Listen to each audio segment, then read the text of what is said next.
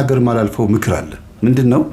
ጠጅ ቤትም ከፈታችሁ ጠላ ቤት ምንም አደረጋችሁ ምንም የትኛውም ንግድ ቤት ስትከፍቱ ከአጋንንት ጋር ከሆነ የከፈታችሁት ወይም ከአስማት ጋር ማለት ነው ከሆነ የከፈታችሁት የእጃችሁን ነው የምታገኙት። የእጁን ነው የሚያገኘው ማንኛውም ሰው። በልጆቹ ያየዋል፣ በጤንነቱ ያየዋል፣ በልጅ ልጆቹ ሁሉ ያየዋል።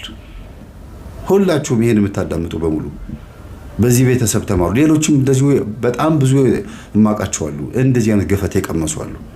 ውጤቱን ኢቭን ጠጅ ቤት እንኳን ሄዶ ጠጥተው ቢሆን ኖሮ ጠጁ ነው እንደዚህ ያረጋቸው ሱሰኛ ያረጋቸው ትላላችሁ። አንድ ቀን ሄዶ የማያውቁ ልጆች ናቸው ገፈት ቀማሽ የሆኑት። ይሄ ምንድነው? መንፈስ ነው። አብሮ ይዋለዳል፣ አብሮ ይባዛል፣ አብሮ ይሄዳል፣ ከእናት ወደ ልጆች ይሄዳል።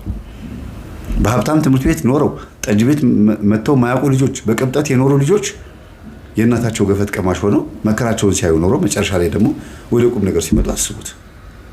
በዚህ አጋጣሚ እነዚህ እህቶች በሙሉ አሁን ማግባት ይፈልጋሉ። ግን ማግባት የሚፈልጉት የፈቱትን ፍቅረኛቸውን ነው። ሁሉም እየጸለዩ ነው።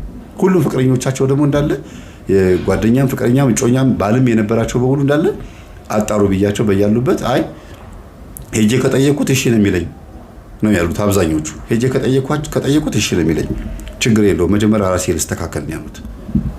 እና እንትን ምንድን ነው የሚባለው አለባብሰው ቢያርሱ በአረም ይመለሱ ማለት ይሄ ነው። በቃ ነጭ በነጭ ለብሰው ለማረስ መሞከር ማለት በጭቃ መልሶ እንደገና መጨቀየት ነው። አንድ ደግሞ ሌላ ትርጉም ምንድነው?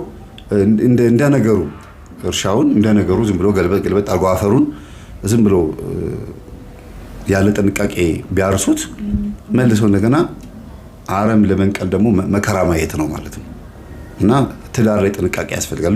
ዝም ብሎ ልጆች ማሳደግ፣ ገንዘብ መሰብሰብ፣ አካውንት መሙላት፣ እንደው መብላት፣ መጠጣት፣ ልብስ መግዛት ሳይሆን የዚህ ነገር መጨረሻው ምንድነው ብሎ ስለ መጨረሻው ማሰብ ተገቢ ነው። እና ስለነበረ ሰዓት ሁሉ አምላካችን ስም የተመሰገነ ይሁን። ሰላም ሁኑ።